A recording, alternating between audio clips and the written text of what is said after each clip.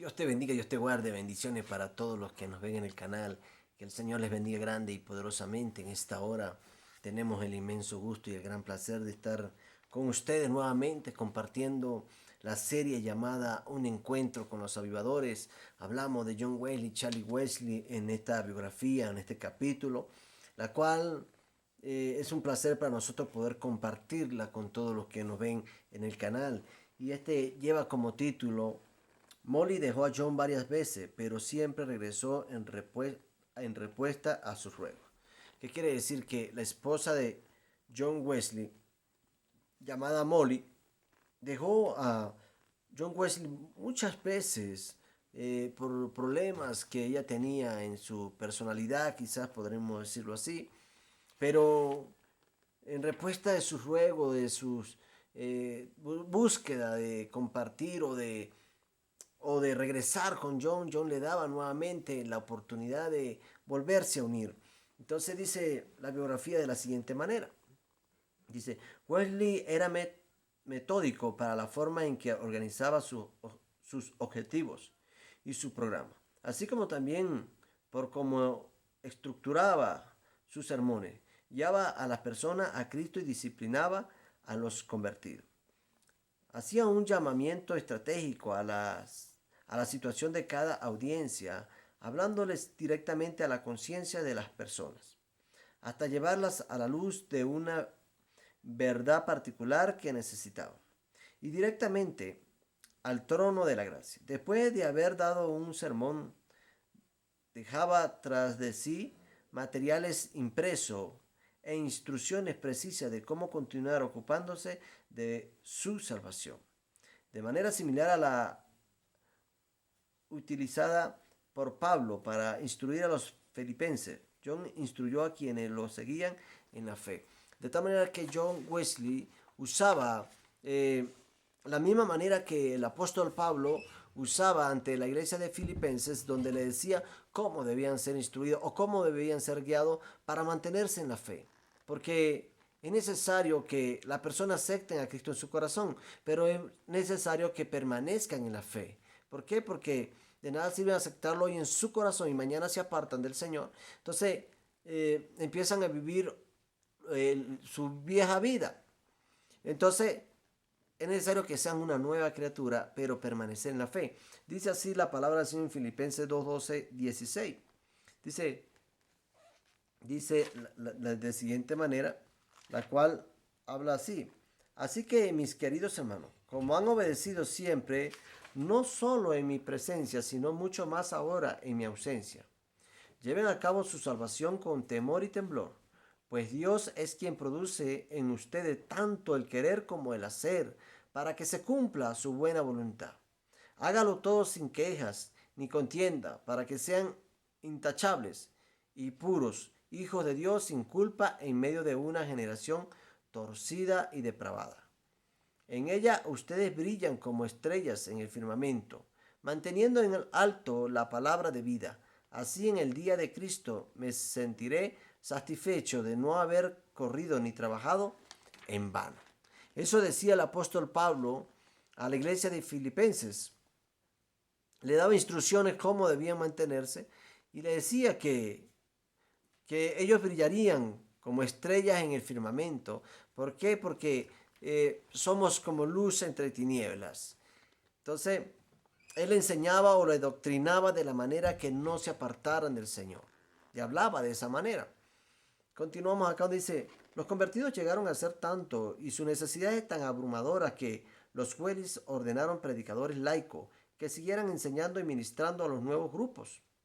Estos predicadores laicos no eran clérigos educados, sino hombres comunes que tenían conocimiento de la Biblia y que habían probado ser aptos para el ministerio. Wesley dedicaba un gran esfuerzo a cuidar de sus almas y hábitos.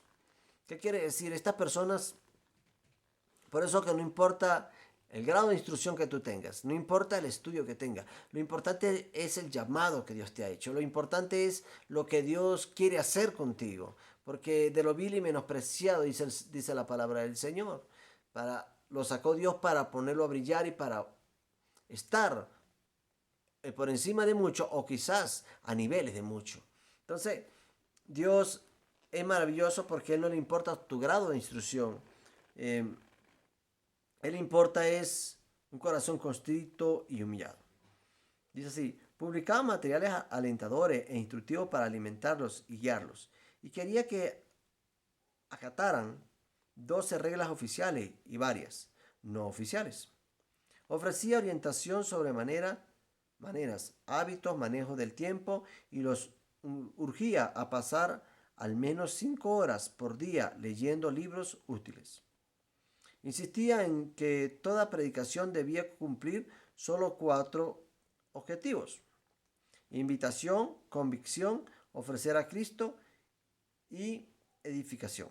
Escribió que los llamados a ministrar debían evitar todo lo que en la apariencia, los gestos de las palabras y el tono de voz sonara orgulloso o autosuficiente. Autosuficiente. Que sonara orgullo o autosuficiente. A continuación, algunos fragmentos de las 12 reglas de conducta que se esperaba que utilizara todo predicador laico para gobernar su comportamiento. Habían 12 obras o 12 él tenía 12 cosas las cuales ellos debían sujetarse, donde ellos tenían que llevar un ritmo de acuerdo a lo que él estaba diciendo para poder ser un predicador de la iglesia metodista. Y dice así: número 1, sea diligente, no desperdicien nunca ni un minuto. Sean serios, eviten todas las bromas y las ligerezas. Conversen escasamente con las mujeres, especialmente con las jóvenes. No decidan nada sobre el matrimonio sin hablar primero con los hermanos. No crean mal de nadie. No hablen mal de nadie. Díganles a todo lo que piensan que está mal en ellos y háganlo con claridad, tan pronto como sea posible, pues de otra forma se enconará en el corazón. Dense prisa por sacudirse el fuego del pecho. No finjan ser caballero, no tengan aires de grandeza. No se avergüencen de nada, excepto del pecado. No de, no de acarrear leña, ni de sacar agua. No de acarrear leña, ni de sacar agua, dice. O sea, quería decir que no deberían dar de hablar, o sea, de dar mal testimonio. Eso quería decir, sean puntuales, hagan todo a tiempo. No es su trabajo predicar cierta cantidad de veces o cuidar una u otra sociedad, sino salvar tantas almas como puedan. Actúen en todas las cosas, no según su propia voluntad, sino como hijos en el Evangelio. Dice, lo más importante es que John hacía hincapié en que el amor debía ser el motivo de toda instrucción, reprimenda y disciplina. Citando el himno de su hermano, escribió: el amor puede doblegar la cabeza altiva, a la piedra puede dar vida, solo el amor puede ablandar y derretir y penetrar, y el corazón más duro quebrar. Es una frase que él usaba de los himnos que su hermano Charlie Wesley escribía. Pero dice, los predicadores laicos de Wesley se hicieron conocidos por su corrección, integridad y diligencia. Formaron un formidable ejército de siervos y líderes, dispuestos a derrotar los males de la sociedad con la bondad de Dios.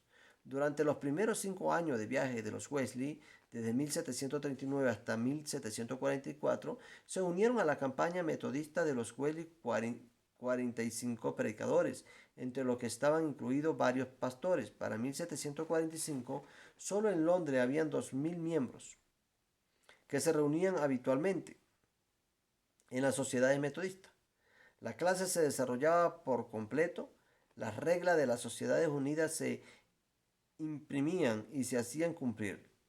La visita trimestral concertada, la predicación laica instituida, los lugares de adoración asegurados y los sacramentos administrados.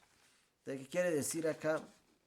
Que Desde 1744 a 1745, en Londres ya habían subido a 2.000 miembros. En un año ellos habían llegado y habían alcanzado la totalidad de 2.000 miembros para ese entonces.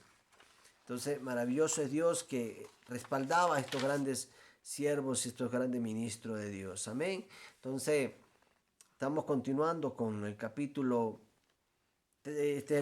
estamos hablando del capítulo 30, 29, perdón, donde está titulado Molly dejó a John varias veces, pero siempre regresó en respuesta a sus ruegos.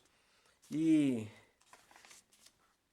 seguimos acá con la biografía en la cual estaremos hablándolo en el próximo capítulo. La estaremos compartiendo con usted. Amén. Bendiciones. Ya continuamos.